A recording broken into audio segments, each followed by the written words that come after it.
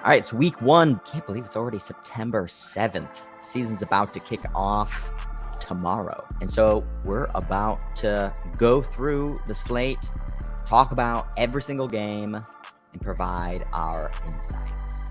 Let's start off with the Bills at the Rams, Super Bowl champs, underdogs, at home versus the consensus number one team to win the Super Bowl in 2022. I'm decisively on the Rams side. I was asking you, Judah, yesterday, have you seen a 3 pop up yet? And I saw someone post on Twitter earlier today that a 3 did pop up. How do you guys feel about this? I was on Buffalo for a while, and as I did more research about both teams and the situation, I started to actually think, wait a second, I mean, the Rams are not really getting much respect because of the assumption of the Super Bowl hangover and all that other stuff, but it's still Sean McVay. They're still very well coached. They still have Matthew Stafford. And the way I'm looking at it is Buffalo, to your point, is the most overhyped team coming into this season. Everyone's assuming they're going to win the Super Bowl, including me. I have some futures on them. So to check my own bias, I actually think this is a great spot for the Rams. Donald's going to be great. Ramsey will take Diggs out of the game. So Gabriel Davis is going to have to step up. And I don't know, and without Dabble, they're probably going to run the ball more. So they're not going to be as explosive on offense in this game. I think you're going to see more runs up the middle and early downs. And the explosive Bills putting up 35 points may not actually even happen. And so if that doesn't happen, you're looking at a 24-27 type game. And if it's close like that, Rams, if you can get +3, seems like at worst you're going to get a push. And also, just as a disclaimer to our audience, when you're listening to Zach, he doesn't know what he's talking about. But no, how I think Judah and I can heed your advice and insights and views over the course of the season is, one, you're not going to be as granular and as detailed and watching every single game like you used to in the past seasons. I think we were joking offline that you're the anti-Sharp Clark. You don't watch any snaps. And so when you provide your narratives, I think Judah and I will have to balance between, it's either going to be like this like super square, just like market consensus view, or this broader kind of macro insight that's not getting distracted by the week-to-week bullshit. As Judah and I have been going through each of our division preseason previews, that's been one of our huge takeaways, is don't get caught in the weeds on the week-by-week volatility, because it can be super distracting. It can actually deter you from the signal. And so I think you can definitely help there, Zach. But 1 for 1, super square take. I think you definitely nailed what the market general consensus view is of that game. What do you think, Judah? Yeah, I like the Bills a lot, actually. I think just going back to kind of the Bills a lot. I like the Bills a lot. I'm going to bet their alternate line. Haven't decided between 5.5 or 6. That's different. That's different, though. Yeah, I like the Bills at the current spread, and I like it even more at the alt line. But I think even going back, I was really selling the Rams this offseason, and I think all of the reasons why we were selling the Rams, which is the fragility of the team, the injuries, the depth, is actually already starting to show. Right, they're trotting out Ben Skowronek and Tutu Atwell as their wide receiver 3. We talked about the ceiling outcomes. They're being priced in for their ceiling price, which is coming off the Super Bowl. And I think probably they were like the 9th or 10th best team last year. And conversely, the Bills represent the opposite, which is the best team in the league. And while the market's probably pricing that in already, there's such a huge gap, I think, between what's probably fundamentally the best team in the league and like the 10th best team. And I don't see why I should go off that view to start in week 1. So maybe I did have a square take to start, because I feel like you have to start with a square take. All right, now you're going to get sharper. Yeah, no, but seriously, I think it's actually good to have the framing of what is everyone thinking, because then you can go, okay, is that enough? The one thing I would say is I agree with Judah fundamentally on the season. That's why I have futures on Bills. I don't think this game is going to determine how I see the Bills the rest of the season, even if they lay an egg here. And that's part of the reason why I reframed this game around, are we sure the Bills are going to come out of the gate like they ended last season? And that's how they started last season. Sorry, or how they started. How did they start last season? I can't remember. They lost to the Steelers. There you go. So, again, I'm not sure we know yet the Dabble effect. And the reason I say that is because part of the reason, as I understand it, he left was because of the dissension between him and the head coach, Sean McDermott. Does that change the offensive philosophy? Their offense has been stellar for 2 straight years. So if you mess with that because your coach wants to play a little more running game and that kind of stuff. And so I don't know. It just, to me, there's some red flags of like early season potential hiccups that we just don't know yet. And so I wouldn't be comfortable assuming that the Bills are ready to run. So that's almost the key point, I think, is that they went in-house with their offensive coordinator, which I think suggests that they're actually doing more of the same. I don't really buy any of the Bills are going to run more, that narrative at all. Gabe Davis has done nothing except ball in the time that he's been a wide receiver. And it's not like the secondary receivers for the Bills were very good last year. It was like washed up Cole Beasley on reps. I think Gabe Davis is an upgrade over anything they had.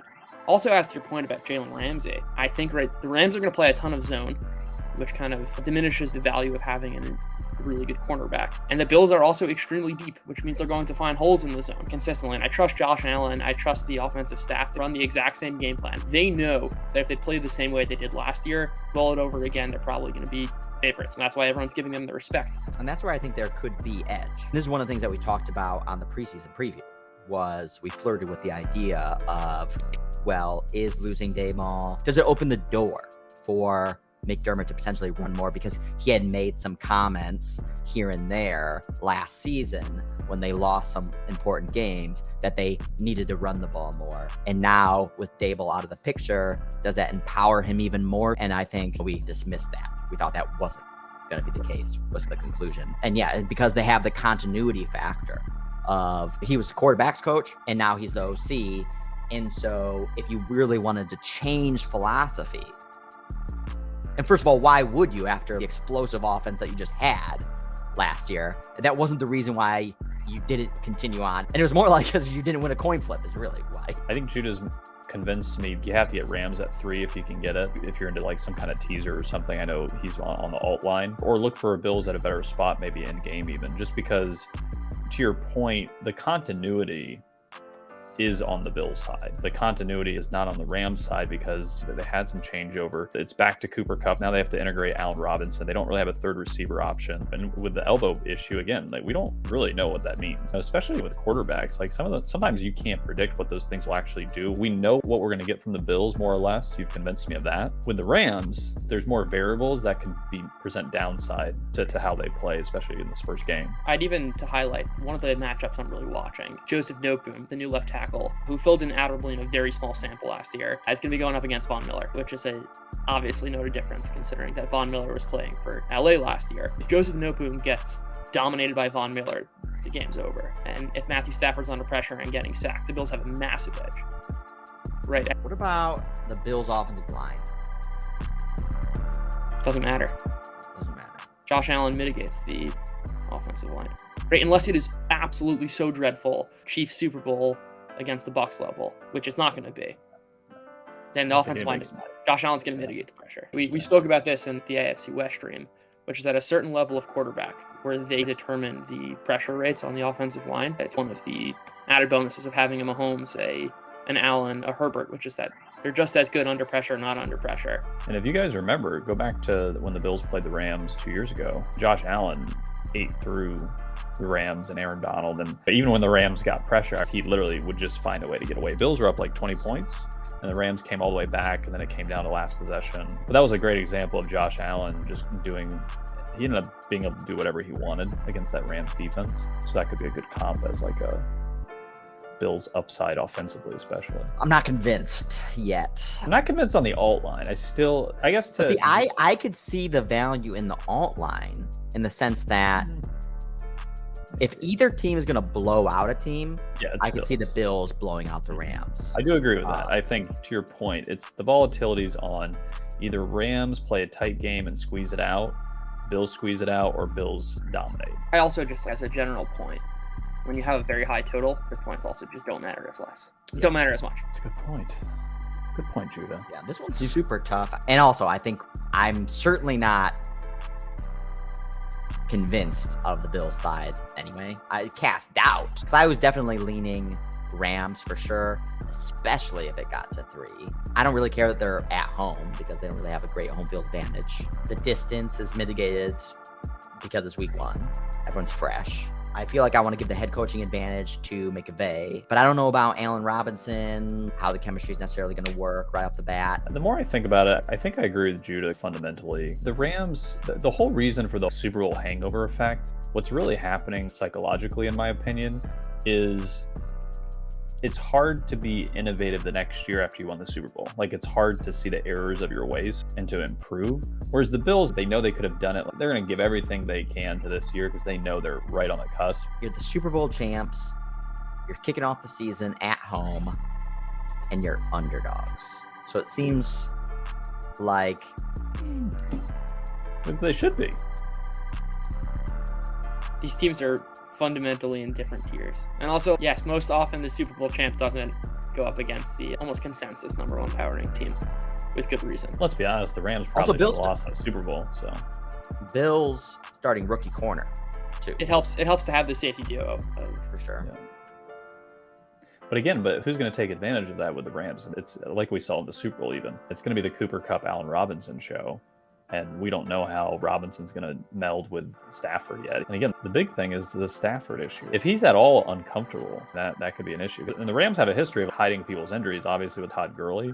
So even if it's mild, I don't trust him with the whole elbow thing. No way. No. Like, you don't know how good or bad it is. I could see this game actually being like one of those bell curves where you have all the geniuses on the Bills, and then all the people with like bastion skulls and snot dripping out of their nose also on the Bills. And then there's a lot of people in between, the square sharp people on the Rams, just because they're at home.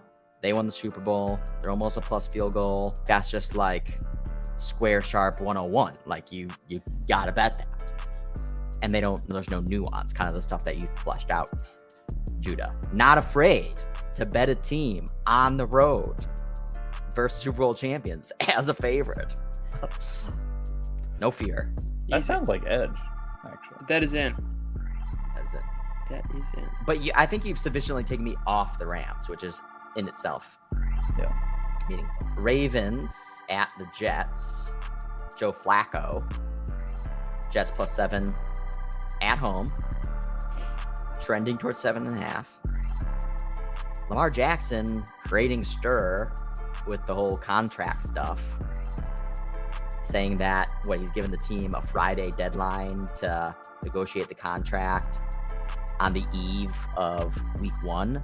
Seems like stupid noise to create. And if it doesn't get done, if you're not locked up into a long-term contract and you're playing in a vulnerable position at quarterback, relying on your athleticism, why then? I'm not saying he is a quiet quitter on the field, but why take unnecessary risks if you haven't gotten paid yet? You can make the exact same argument, the opposite side, which is you haven't gotten paid yet. If I have another MVP year, I'm going to get really paid. The example that comes to mind, it's not football. Aaron Judge had the exact same scenario happen earlier this season, where he set a deadline. It's very common for players to say, I'm not negotiating a contract through the season because I want to just focus on the season. First of all, Aaron Judge's risk profile is not the same as Lamar Jackson in the pocket. One hit could ruin Lamar Jackson's career. Tens of millions of dollars, poof, gone. So what's the downside of him getting meaningfully injured versus another MVP season? How much more money could he possibly make what he's already demonstrated? The upside is marginal. The downside is massive. He's got way more to lose. It's not like the Raiders are saying, no, we need to see more. There's something else going on there. Lamar Jackson, I don't think, is taking calculated risks on every play, saying, ooh, I should take this hit, I should not take this hit. He only knows one way to play football, and that's 110%. He's going to take the same number of hits regardless of what calculation is going on in his head. Oh, no. I think he could definitely pull back in the energy. In fact, we see that all the time of players who are clearly kind of checked out or otherwise, again, people questioning their effort. Well, did he give an actual ultimatum? What's the No, he didn't give an what did he say? He basically gave a Friday deadline that if they don't negotiate the contract by Friday, then they're not negotiating it until the offseason. Interesting. That's my understanding. That sounds like a good deal for the Ravens. Just wait it out. My point is it gives vulnerability to taking the Ravens spread, I wouldn't be interested in this Ravens spread. But I know we were thinking about Ravens Survivor. And I know, like, Zach, you put your matrix together, and that Ravens seems like the best pick. So I'll be honest. If Zach Wilson was the quarterback of the Jets, I think I would say, screw it, I would do it. Yeah. The issue I'm having is the Lamar Jackson distraction is a little concerning, a tiny bit, but there's not an optimal Ravens offense even coming into this game, and the defense is going to be much better than it was last year just because people aren't injured. A lot of those guys were injured for an extended period of time, and so just getting back in the fold. My issue is Flacco is a steadying force, right? And it's against the Ravens. He obviously played there for 10 years. So the volatility of the likelihood of, let's say, a blowout to me is almost gone. Whereas with Zach Wilson, it's a very good possibility. So you're probably looking at a contained game, doesn't get too far out of hand. Jets have had all season to get their defense situated for Lamar Jackson, running the ball and throwing to Mark Andrews.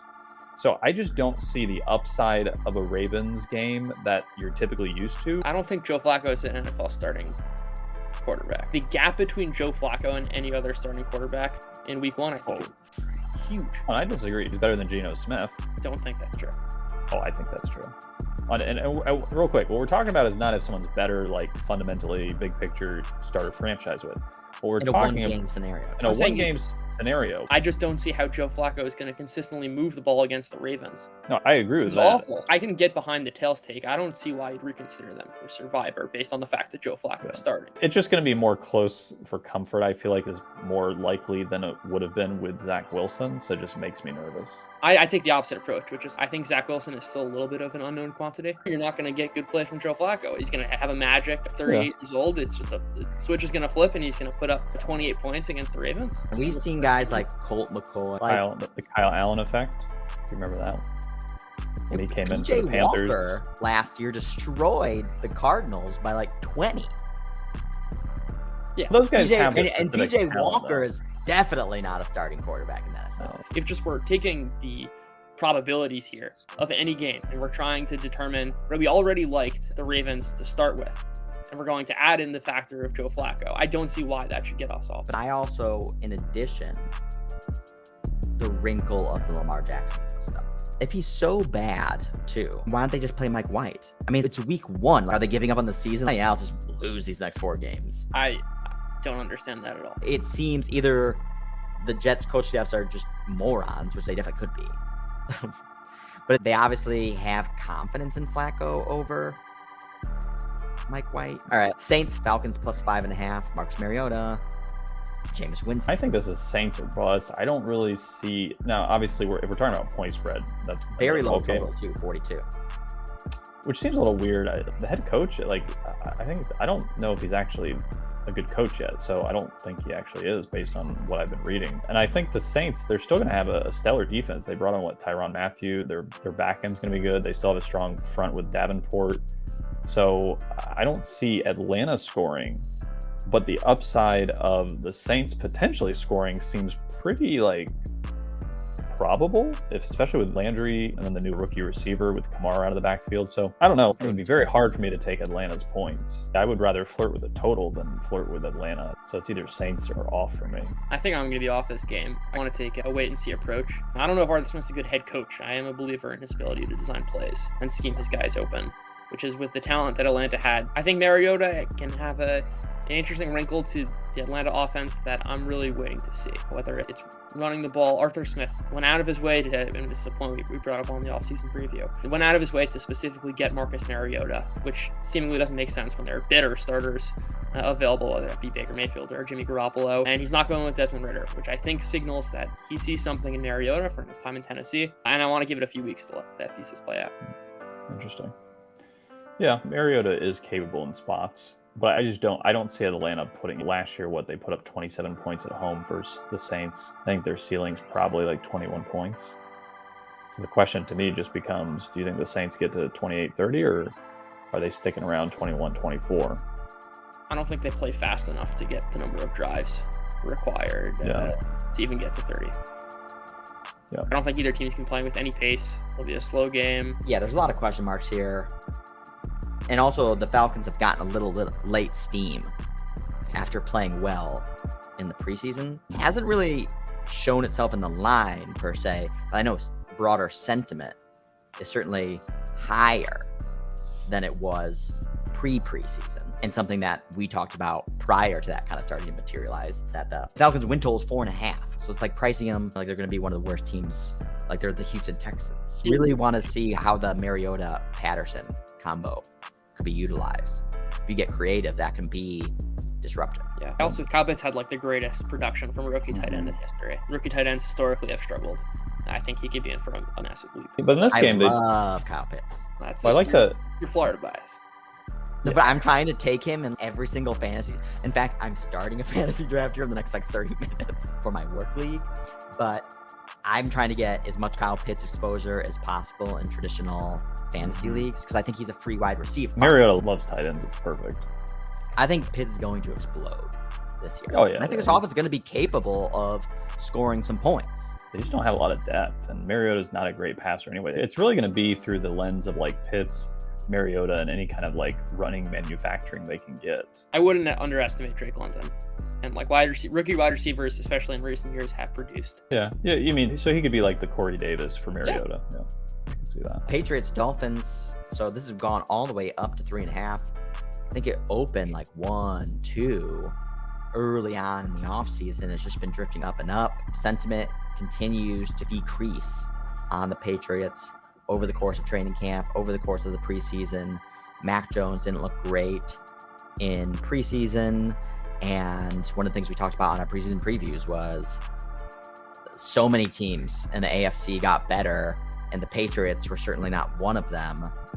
Basically didn't upgrade anywhere. I know Judah and I are fading the aura of Bill Belichick that kind of everyone wants to lean into, and just they have Bill Belichick, so give him the benefit of the doubt. But at 3.5, we're seeing a lot of line moves here the last 24 hours, 36 hours, as limits start to increase. And I don't want to chase any of these either. Like, oh, now they've moved too much and try to buy the other side after it's very likely sharper money is what's moving these lines. And I don't want to just come in and take the other side of the trade just to do it. But this seems a little bit too much.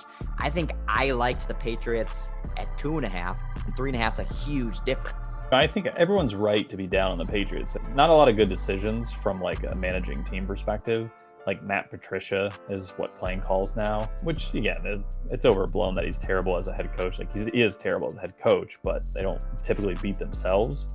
My only caveat with this game is I think Miami's overblown. I think Miami's got a lot of hype, and I think they should be neutral. Miami's proven nothing to me. This bullish thesis on Miami is like, to me, way overblown at this point.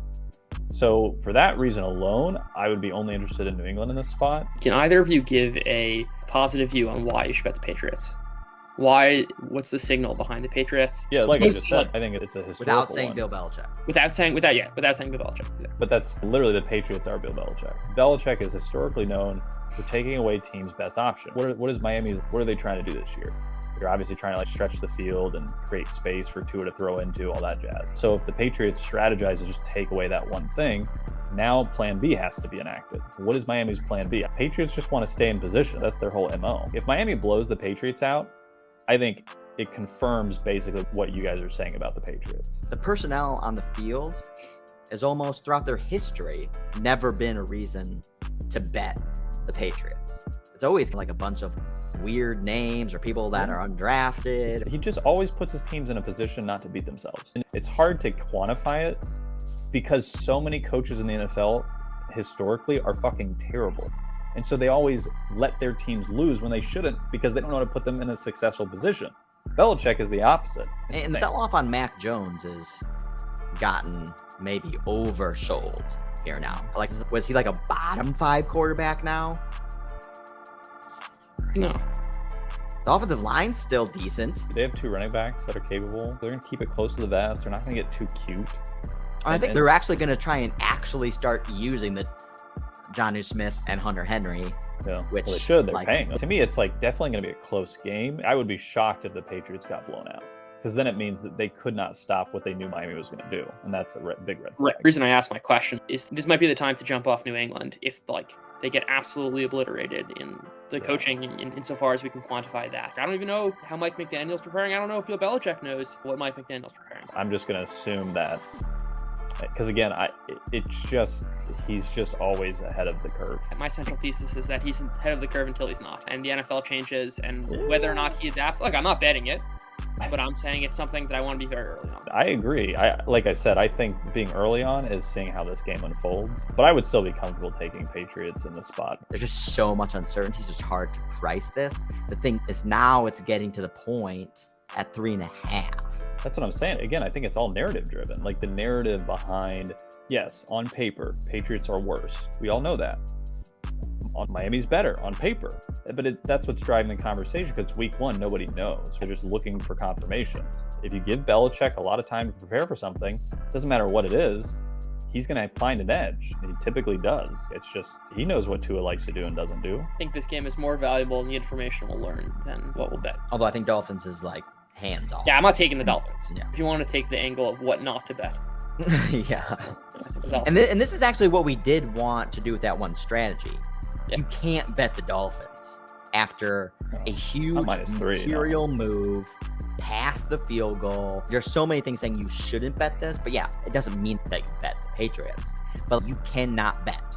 You cannot bet the Dolphins. Okay, there's another good one. Browns, Panthers. Browns are +1.5 on the road. Jacoby Brissett versus Baker Mayfield. Baker Mayfield saying revenge is not on the top of his mind. As emotional dude as he is, I'm sure it's like jerking off to it. 100% revenge. Whether it works for him or against him, I guess we can I think debate. It definitely works against him. He's too emotional. I don't think he's in control of his emotions. That's a good point. And this is the type of game I feel like can get the better of him. Also, we don't like Matt Rule. Huge weakness. There's a lot of negative sentiment on Jacoby Brissett. I don't hear anybody saying anything positive about Jacoby Brissett. Elite offensive line, the Browns. Great cornerbacks. The defense is definitely their strong suit. Questions at wide receiver. More questions at coaching, play calling, and this, that, and the other after 2 years of subpar performance. Play calling can't be good in Carolina. Ben McAdoo.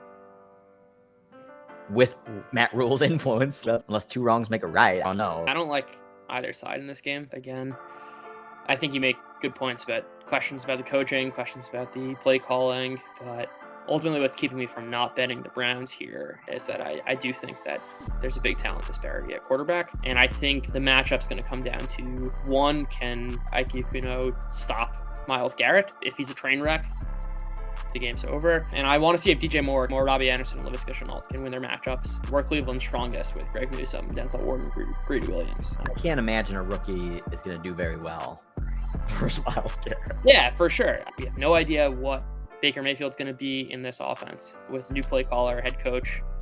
Yeah. I don't see why I should be projecting onto week one. I might as well take the information and apply it for future weeks. I agree with all that. It's probably going to be an ugly game. I really don't see how either team's going to do a lot of scoring here.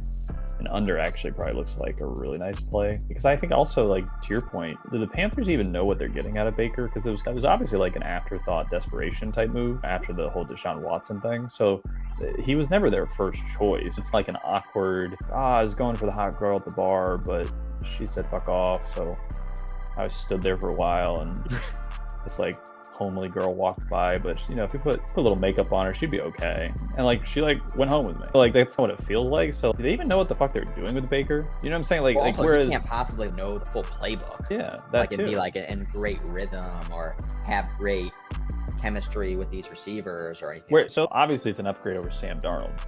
I think this actually could prove to actually have been like a decent spot for the Panthers, like a trade wise, in a few weeks. I like your under.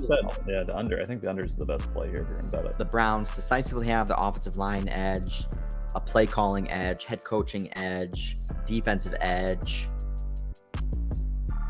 It's just the quarterback, which is obviously the most important position. But there's certainly enough sufficient scenarios for where Baker Mayfield also just does not play well. I also wonder how much they lean on McCaffrey, which is early last season. Early. They were terrific when they were leaning on him early and often and playing a grind-out style game. All right, Steelers on the road at Cincy, AFC champions, -6. It's come down, I think, half a point. I think I saw 6.5. Oh, really? Mitch Trubisky. Mike Tomlin, obviously they won week 1 last year versus the Bills, but didn't look good doing it. I want to play a little bit of devil's advocate. I think the Steelers are live here to even get the upset. Everyone in Pittsburgh, including the players, they feel disrespected. The fact that the Bengals went to the Super Bowl. So I just think there's going to be an extra edge, at least defensively, which then mitigates, obviously, potentially the Bengals offense, at least to a degree. So it should be a much tighter game. And Trubisky's, I think he's learned how to be a game manager at this point. And obviously their offensive line's terrible. But Steelers hanging in to cover 6 points, I don't think that's that unreasonable to expect. And again, I think the assumption was Bengals are going to take a step back. I think it's moved towards, but yeah, the offensive line's actually good. And actually, we really like the Bengals, because they're still an underdog upstart. But in this first game, all the pressure's on the Bengals. There's no pressure on the Steelers. Obviously, we know much more about the Bengals than in week 1 last year. But so they were +3 at home versus Minnesota last year in week 1. And now they're almost minus a touchdown versus a division foe who's obviously at least very well coached. So I know, Judah, you definitely disagree on probably a lot of Zach's takes around the defense. Yeah, I definitely disagree on the defensive front. Honestly, I see this game going, or 80% of the variance of this game going 2 ways, which is one, the Bengals jumping out to an early lead, just relying on their passing game and absolutely dominating the Steelers, because I think there is a massive talent disparity. But I also can see them jumping out to an early lead, Zach Taylor doing his thing, getting ultra conservative, and kind of letting the Steelers creep back in. So I don't really love the 6.5. I think I like the over. Does anyone hate the over? No, I like the over a lot. I think because this is low. I would put it towards it being more of a beat out type game where they I don't think the Bengals played any of those games last year. I disagree. But you also got to remember, they caught everyone by surprise last year with how they were able to open everything up with Jamar Chase. Now they've had all offseason for everyone to realize what they want to do. So I think even Joe Burrow mentioned it in offseason. He's like, yeah, they're not going to let us basically throw Jamar Chase wide open down the field every play. So they know they're gonna have to shift their offense to not be as potent. So I want Judah to explain to me, like I'm 5. Why are the Bengals overmatching offensively the Steelers defense if the Steelers defense is fully healthy? The Steelers have no one to cover the Bengals receivers. I think the only way this game plays out. If you get pressure, though, you don't have to cover them. Exactly. If TJ Watt overwhelms them. But again, we're talking about an improved offensive line. Yeah, but a new offensive line that may not quite be gelled. Certainly true. But ultimately, right, if you look at even our adjusted numbers, which is something we'll trot out over the course of the season, the Steelers were 20th best defensively last year. Ultimately, if you're going to play a bunch of man, as the Steelers do, you're going to need the personnel to match up with Jamar Chase and T. Higgins. And while I agree with that, what I would say about last year's Steelers issue on defense too is similar to what happened to Washington and why they took such a huge step back, is they were also teams that obviously play better passing offenses. The offenses almost always have the advantage. So I'm just caveating that maybe it's in part due to the teams they played might have had more potent offenses. So it could be a level of that. Whereas Washington, for instance, had exactly the same defense year to year and became from 5th to 25th. And it's largely because the offenses they were playing were exponentially better than the previous year. All right, so we're not getting a lot of agreement on any game so far. Hey, we're pushing back. Niners on the road versus Justin Fields, and the Bears getting +7. Full touchdown. Huge home underdog week 1. Not a lot to like about the Bears. I think there's a lot of variance in this game, to be honest. Bears have one of the worst offensive lines, one of the worst quarterbacks who can do explosive plays. Not a lot of great personnel pretty much anywhere. I think Brett does have a little bit of anti-Justin Fields bias. Yes. But it might be more justified because there's a lot of it's because he sucks. Hold on. Arguably, sure, he does, because the numbers would say that. But he also is put in terrible situations. Whereas if you look at Zach Wilson's situational play and coaching, they actually started to really try to put him in better situations. He couldn't do it.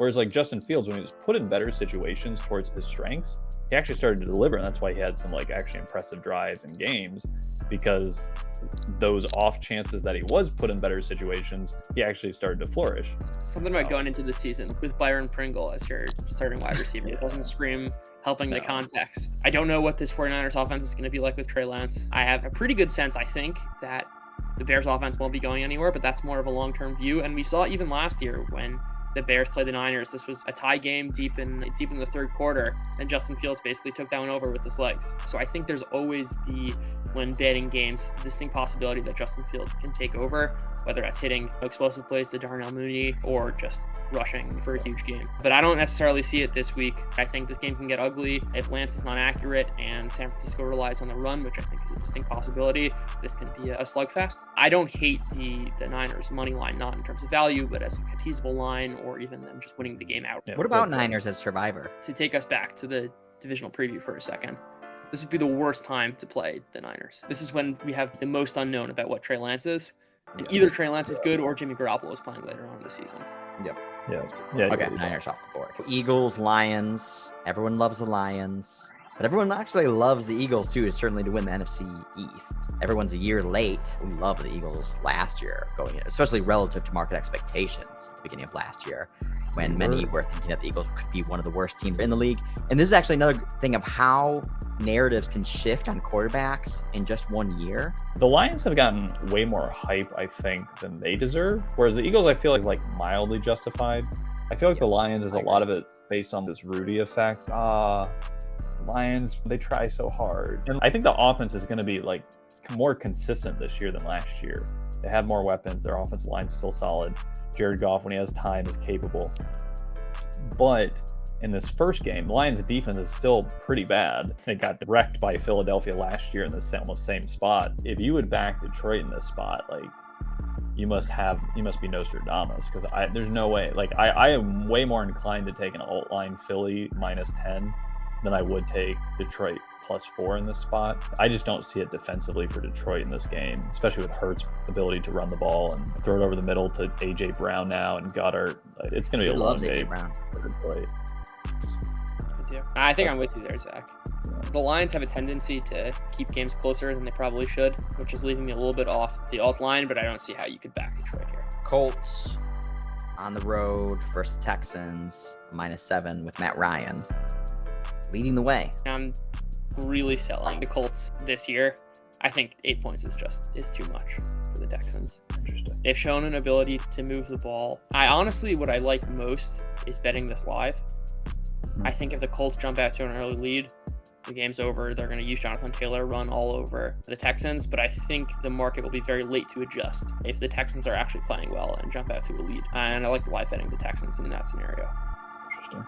That's a good point. One of the things that we have omitted thus far throughout our evaluations commentaries is how we would angle into these games live, which is very important. I guess it's also just because I think as we're going match by matchup, there's just like a lot of questions. Your decision trees are branching off in so many different directions that it's like the Sunday NFL playbook would be like 8 pages.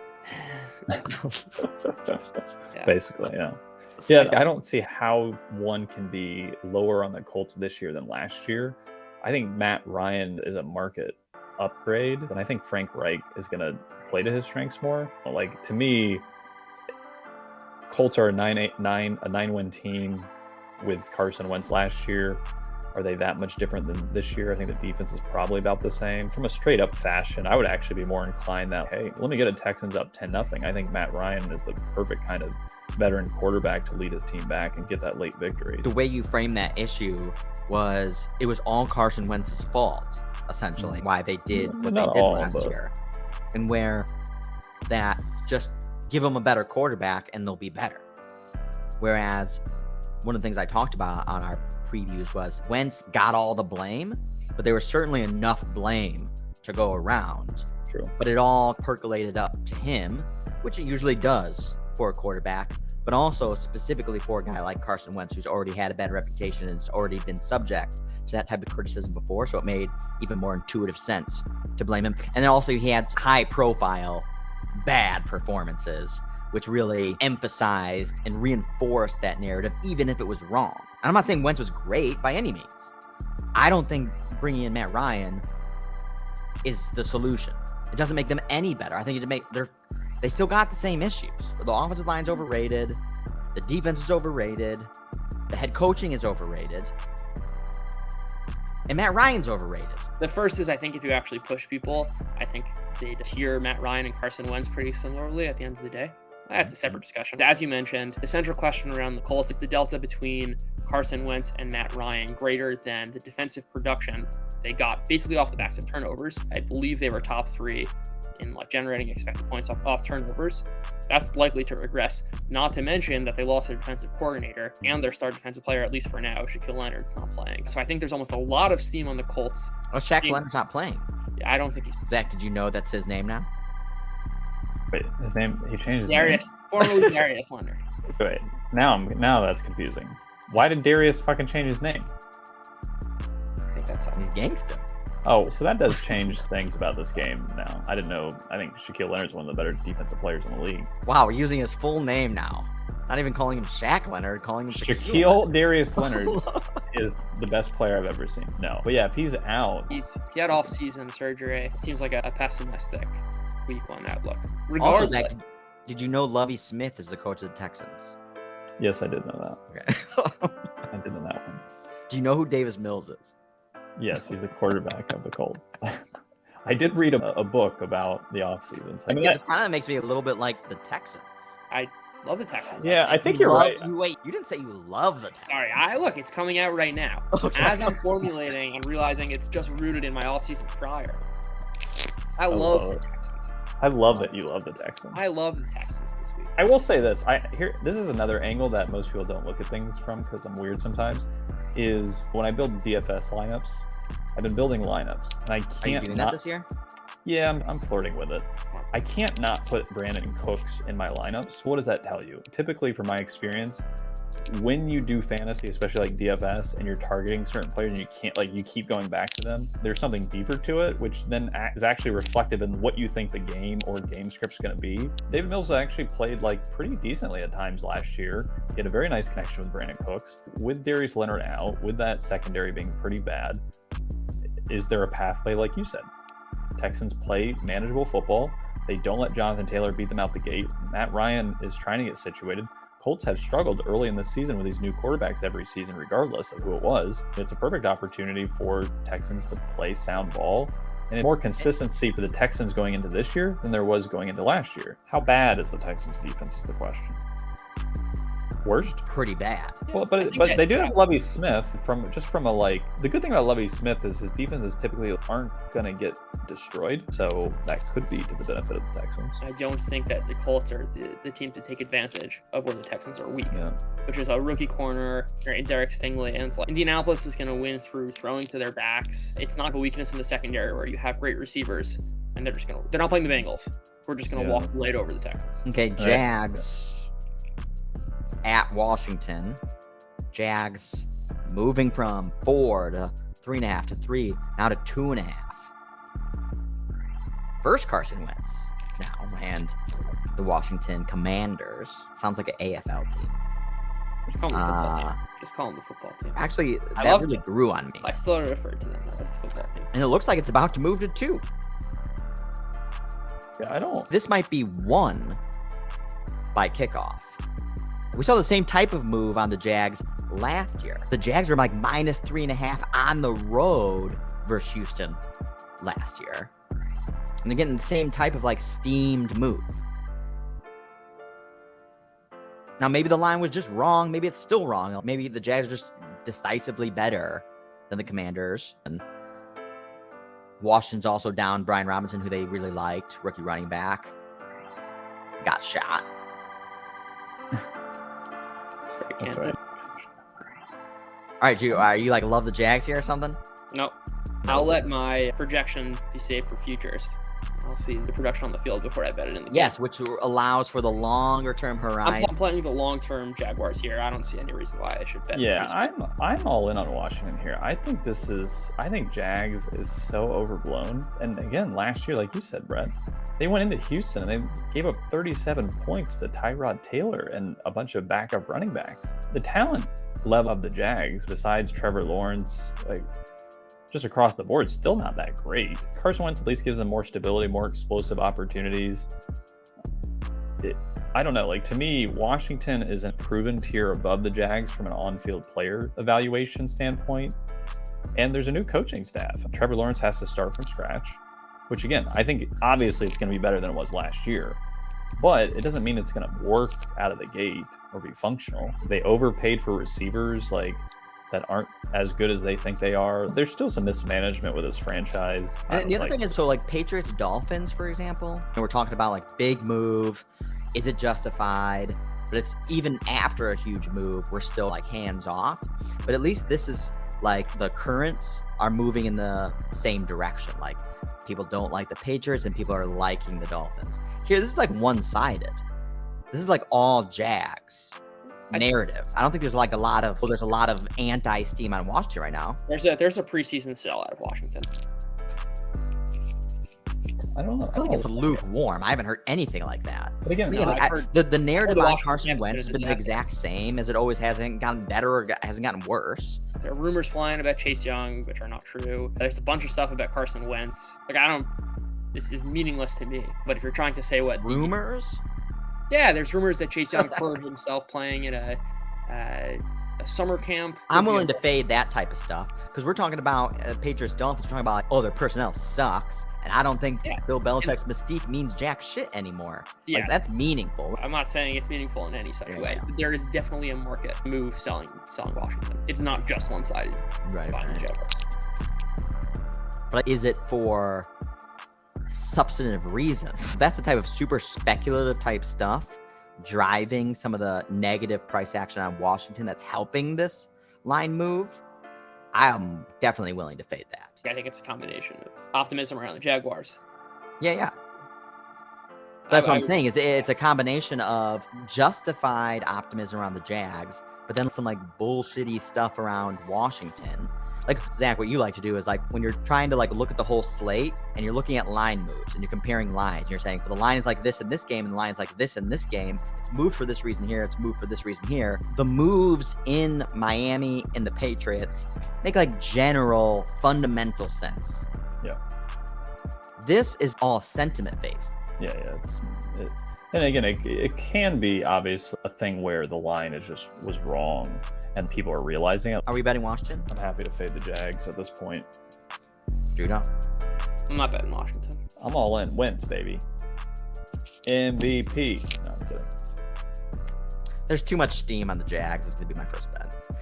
Actually, the only reason I might wait is because I think this line could probably go down more because there's no stopping this movement right now. I just don't see the end of this game. Everyone's patting themselves on the... Knew the Jags were good. Washington sucks.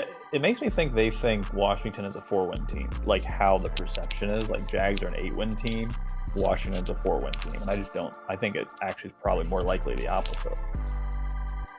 I like Washington, but I'm gonna wait till it gets to pick them. Chiefs Cards. This is another line moving a lot the last 24 hours. It was Chiefs 3. I think it was like 3.5 for most of the offseason. Bumped up to 4.5. And now it's at 6. Ooh. But again, this is what I was talking about earlier, where I don't want to chase and say, man, can't take the Chiefs anymore. Gotta take the Cards. Doesn't mean the Cards aren't potentially the right side, but I don't want to chase it for that reason. Yeah, it might be due to some of the Cards' lingering injuries and stuff. That's right. So that might be justified. Like if Zach Ertz doesn't play potentially or is banged up, that could be an issue. Because part of my hesitancy with Arizona to start this season, obviously, is the whole, who are their receivers? Are you a believer in Marquise Brown? I'm not. Like, yeah, he might have one good catch if he catches it. How can anyone back Arizona when they're without J.J. Watt, without Marcus Golden, without Hamilton, their second quarterback? against Mahomes and Reed, who are the greatest week 1 combo in NFL history by a large margin. I don't see how Arizona is going to stop KC at all.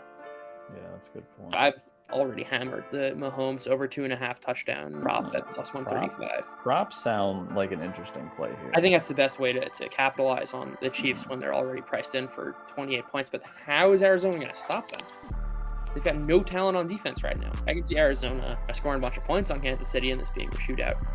But I've got maybe my highest conviction play is that the Kansas City offense is going to move the ball at will against the Cardinals. Yeah. That's a good point. I'm, again, bullish on the Cardinals long term. This is not the spot. So I think Kansas City will show off the new toys. Yeah. So is the Chiefs still betterable at 6? It's a lot. They had like that 20-game stretch of not winning by more than 1 score, something like that, from 2020 to 2021. The thing is, if Arizona's so hamstrung, because we're talking about like Arizona starts off the season hot, Kingsbury starts off the season hot. That's so narrative, and it's happened the last 2 years. But I've heard that now 5 times at 5 different podcasts. Everyone. That's what I'm saying. Like that is the narrative, but it's like in all those seasons they've been healthy. So JJ Watt's been there, Hopkins has been there, Murray's been at his full health, and they also had Connor and Edmonds. I know Drew doesn't care about that, but I think the loss of Edmonds it eats into the efficacy of Connor. Connor's pretty washed up in my opinion. Okay, Raiders, Chargers, it's at 3 right now. Probably going to be 3.5 in the contests. Yeah. Obviously, very bearish on the Raiders long term, but doesn't always necessarily need to come to fruition here in game 1. Looks like J.C. Jackson's going to be out. That's a bummer. How bullish are you all on the Chargers? Because I'm like probably way too bullish. Can you see Justin Herbert clearly, Judah? You have rosy colored like glasses on. No, I'm interested in making money. And the thing that's going to make me the most money So am I. is, but there's still fandom in there. I will admit, Brett does have bias when it comes to anything Bears and anything related to the Gators. That's right. Oh, yeah. I have like a crazy negative ATS record betting the Gators. So where are we on here? Chargers. Yeah, I love Assuming it's 3.5. Assuming it's 3.5. I already bet the Chargers at 6.5 plus 130. What? Oh, like an alt line. Oh. Yeah, alt line. I was just like bragging about like extreme negative CLV. I took it when it opened at -6. Oh, I still love it. I take it today. Minus 150. Fuck it. It's just, again, the narrative is the Chargers obviously beat themselves. Like, they're always fucking themselves. And it's true to a degree, but like at some point, like that shtick has to wear off. And if there's a time that they're going to break out of it, it's going to be this year. And so you want to get ahead of that curve before it happens. I think this is a Chargers game to really dominate, honestly, on both sides of the ball. I have only 3 inputs when I'm making a bet. Right. Generally, you've got like a fundamental value. Like how good are these teams? You have almost the matchup, which is there a particular angle in this matchup that I can exploit? And third is just like general market kind of sentiments and how it's being priced in. I think on all 3 fronts, the Chargers have an edge here. I think the market is pricing in the Raiders as this great team. I think it's exactly what we talked about in our stream last week. Yeah. I'm obviously going to fade that. Yeah. I agree. If you remember last year versus Washington, a better defense, I think, at the time last year, they put 470 yards on Washington on the road. They just literally just shot themselves in the foot. So again, to me, the bet is really fundamentally is going to be the will they shoot themselves in the foot bet. I really don't see any angle for Vegas, and it's very rare for me to come out with such conviction and saying, I think this game can only really go one way. I absolutely love the Chargers here. I'll take -4 plus 102. First bet. What are you betting? Chargers -4 plus 102. I like it. I was also flirting with Chargers as a defense in my DFS. If that gives you a hint, the upside potential I see in this game. Packers, Vikings, come down to 1.5. Looks like it's going to go down to 1. Makes me like the Packers. I think we know what the Packers are. I think they're, on a given week, Rodgers can make anyone look good. I think structurally they're probably going to be more running back focus, and obviously their defense is pretty solid overall. With the Vikings, though, I think it's great that the market is completely overlooking them. Like, who is the competition in this division? It's the Vikings. The Vikings had 8 one-score games last year, so even with Mike Zimmer. I think they have a real opportunity to open up the offense with Kirk Cousins and actually get in front of the sticks and not rely on him on just third down. And so I think Vikings have a potential to be like a legit top 3, top 5 offense. Defensively, I think it starts with pressure.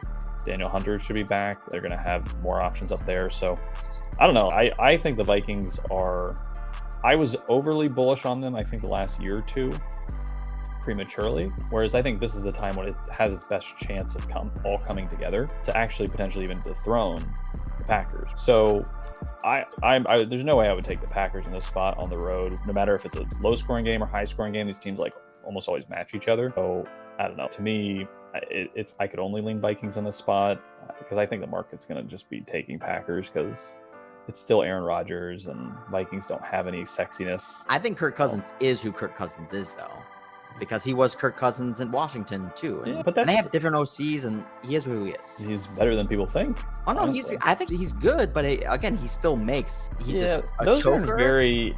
those are in very specific high pressure situations. Consistent on a consistent basis. But also, you gotta understand, a lot of those situations, he's behind the sticks. He's in bad positions because of bad coaching. If you don't set your quarterback up for shorter third downs and stuff, like, you're gonna have issues. You can't be throwing 8 yards on third down every time. You're gonna be screwed. I'm not touching this. I like that there's no opinion. Makes me feel like I have an edge with Vikings in this spot. Yeah. But it's hard because it's probably gonna be a very close game and it's probably gonna come down to the last drive. All right, Giants Titans. Giants plus 5.5. Man, it's very hard to find anything to like about either one of these teams. Which means maybe there's value on the Giants at 5.5. In my opinion, the Giants can't be any worse on offense this year than they were last year. Also, they had Glennon, who was playing like some of the most atrocious quarterbacking that I've seen in years. They had Jason Garrett and Joe Judge. Yeah, and Daniel Jones, if you were going to comp him to any quarterback in the NFL, wouldn't it be like from not a tier standpoint, but like from a lower tier? Like a Tannehill or like a Josh Allen, like type of quarterback. Those are extremely different quarterbacks. To a degree. I just mean someone who can fundamentally utilize his legs when he knows how to utilize them and throw the ball deep downfield. I feel like Tannehill is Daniel Jones' ceiling. Daniel Jones at no point in his career has had any surrounding environment to support him. The receivers were healthy for one game last year against the Saints. They moved the ball really well. Coaching staff was a disaster. They wouldn't let Daniel Jones throw deep, even though that's the area where he excels. They're finally healthy at receiver. They've got the coaching staff. The offensive line's improved. Andrew Thomas and Evan Neal, I think, will be a formidable tackle duo, and that's what you need to stop the outside pressure, which the Titans have none of, by the way, after losing Harold Landry. This is more a long-term thesis, but I think happens to play out extremely well. We haven't actually seen Daniel Jones in context and in this surrounding where he could be Ryan Tannehill. And the inverse is also true for Ryan Tannehill, which is the environment's completely fallen apart now. Right? He went from having Arthur Smith, Derrick Henry, A.J. Brown. All of these guys are either Derrick Henry's past his 1,500 rush threshold, where running backs have historically declined, basically without exception. A.J. Brown's gone. He was the entirety of their offense. This is something we brought up in the offseason preview. I think Ryan Tannehill is going to look like Daniel Jones. And I kind of want to capitalize on one time where the environment for Jones is at its peak, which is when actually everyone's healthy. I think narrative-wise, again, nobody wants to back the Giants. That's exactly when you should back the Giants, right? Because always hard to back the Giants for years. Because they've been like one of the worst teams at covering too. But again, you have to throw all that out because the question is, do they have talent? Yes. To what degree? We've seen, like you said, we've seen Danny Dimes when he has weapons, put some things together, put the team on his back, get points with his legs even. So there's enough there for the Giants to be competitive in this game. So the question becomes, can the Titans take advantage? So getting anything over, to me, 3.5. Also, the matchup sets up perfectly for the Giants, which is the Giants' only real strong suit on defense is the interior defensive line, where Tennessee's at their worst. Their interior offensive line, both guards are dreadful. Bottom 7 in some rankings that I was working on. And Vrabel hasn't changed the Titans still run at the highest clip. So again, that only works when you're up ahead, but how are they going to get up ahead without any weapons? Yeah, that's the other thing, which is that the Giants are very weak in coverage, but who's winning? Yeah, I think Dory Jackson and Robert Woods is probably going to be a 1-1 matchup. I give the nod to Dory Jackson there. And so you're relying on, I can't even pronounce his name, Nakeem Westbrook to win. That's what you're putting your money on. Yeah. Tannehill's going to be under siege. Now Wink Martindale's the coordinator for the Giants. He's going to be blitzing him. Who's getting open? And if you remember last year, too, Titans week 1 got blown out by Arizona. So they have a penchant for... What happened in that game? Chandler Jones had 6 sacks. Yeah. Kayvon Thibodeau is playing his first game against the 3rd-round rookie tackle when they're already going to get massacred on the interior. I hate betting the Giants, which is one of the reasons why I guess it gives me like a little bit of confidence. So I imagine everyone else hates betting the Giants. I also hate betting the Giants because then it makes me watch the Giants. I don't like watching the Giants. Now that we've talked it out, this actually feels like, of all the like bigger underdogs over 3, I think this is one of the better ones. I don't like taking the points here. I would much rather bet the money Take line. them straight up. Yeah, Or yeah. even bet the Giants on the alt. Yeah, actually, Ultimately, that's the like ideal model that I like to think through and work from is the game script model, which is, hey, where's the value if the game script is more 20% going to go this way, 30% that way, 40% this way. $100 on the Giants money line too. Yeah, I think that actually. I bet them at -5.5. Where did you get? That's a huge, like 10 points, 11 points. Yeah. Alt. If I'm That's at going off Caesars. market here. I bet that at, I think, DraftKings, huh? And I do get have me some, one of those. I do have some Giants in my DFS too, if that gives you another. yeah, little that was also, by the way, insight. one of my first inclinations to why I like the Giants is when I was attracted to the Jones Galladay Barkley stack. Yeah, All right, Bucks, Cowboys.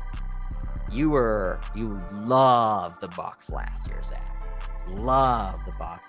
Love the Bucks like -6, -8, -10, and then they were like down by 10 right away.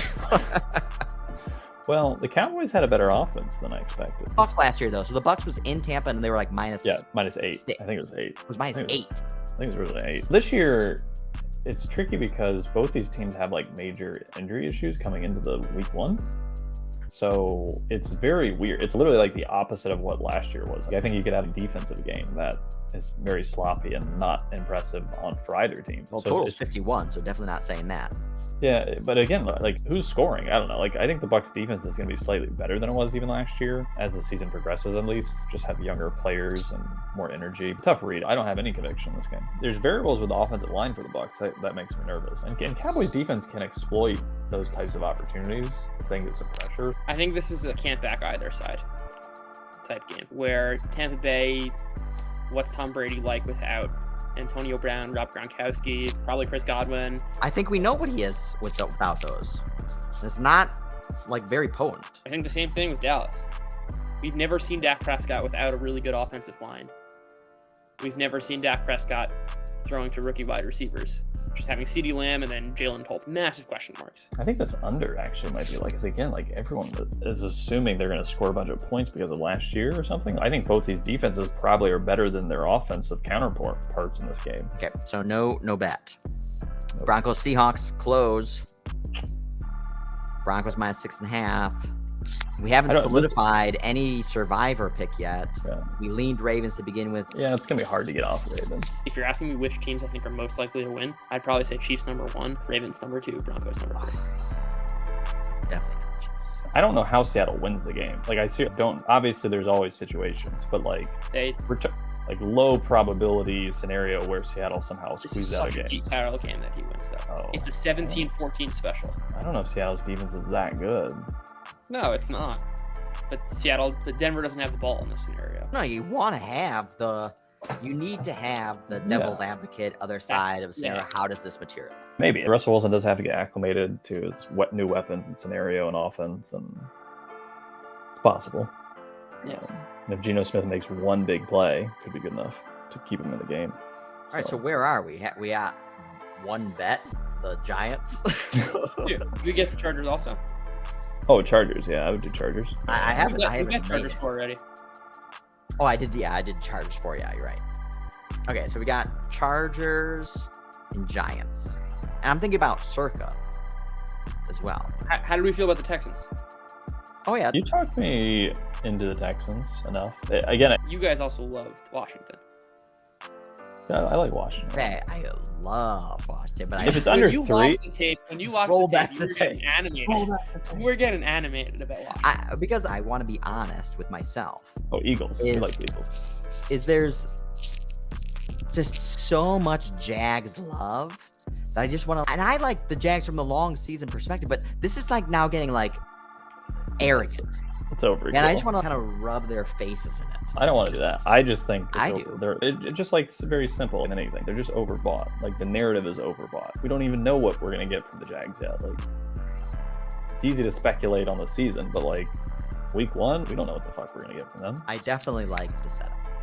Yeah, if you're getting under 3, I like Washington. Yeah, I was gonna bet it, and in fact, I'm just waiting because I feel like the Jags is a runaway train. Yeah. Jags are going to close -1. I like this for Circa. I'm not betting it though. Because that's the other thing is too, I guess, also for Circa is we can't just pick our 5 like favorite picks. That's not how you win this. Because if you pick your 5 favorite picks all the time, you're going to go 58%. Maybe like when Zach and I went 62.5%. We came in 101st place. Made how much money? 0. Yeah, so close, yeah, so far. But the good thing about that year, though, I agree, but I kind of disagree. I think you had a good time. I had a great time. It's all just like poker tournaments. It's all about position. It's just you need to be in the thick of it, be in the running until you get those last 4 or 5 weeks. I think you always have to bake in. Again, we've played in the contest 3 years now, and you always have to be like a little kind of clever about it every week.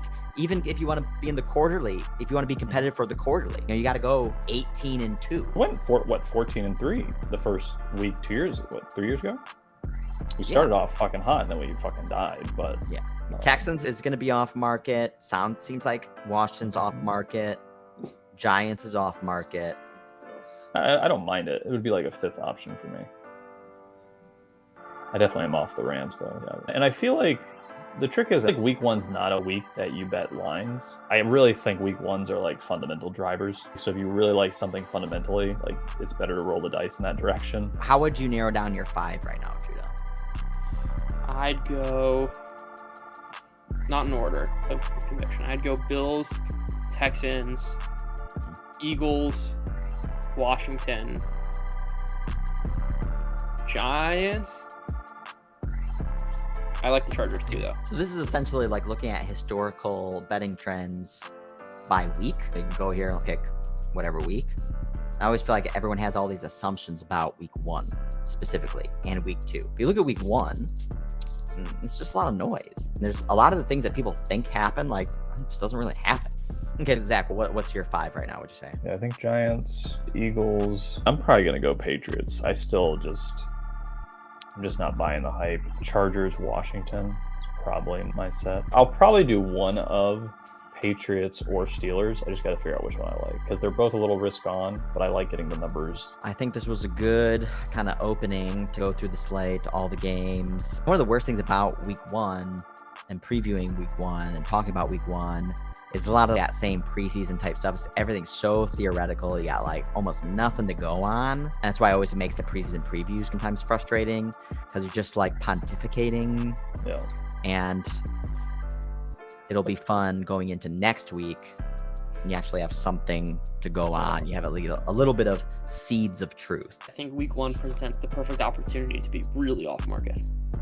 Which is like you have a particular thesis about a team. Now is exactly the time to like really capitalize. To say move a line from 5.5 one way to 5.5 another way.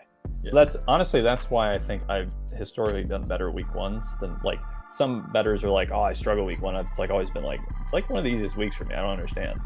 And I think it's to your point. Yeah, you've had a full off season to digest information. Utilize that. And not get to like, okay, now it's week 1. I'm going to take a totally different perspective on everything I've just been saying for the past 3 months. When the games are starting, I analyze games particularly. No, those off-season priors should hold a lot of weight, and you should not be afraid to go off market. Giants money line. I have to say, Giants -5.5. And also a lot of like week 1 narratives just sink in deeper and deeper over the course of the offseason and the preseason. Like there's usually no volatility to lines. They just move one direction, and they usually overshoot, which creates opportunity. It's good. This conversation is good. You talked me off a few things that I was flirting with. Which I like. Yeah, and then you'll be texting or like, on the next. Off this. Yeah, exactly. That's exactly what he does too. I knew it. Basically, yes. Good stuff, guys. All right. Thanks, guys.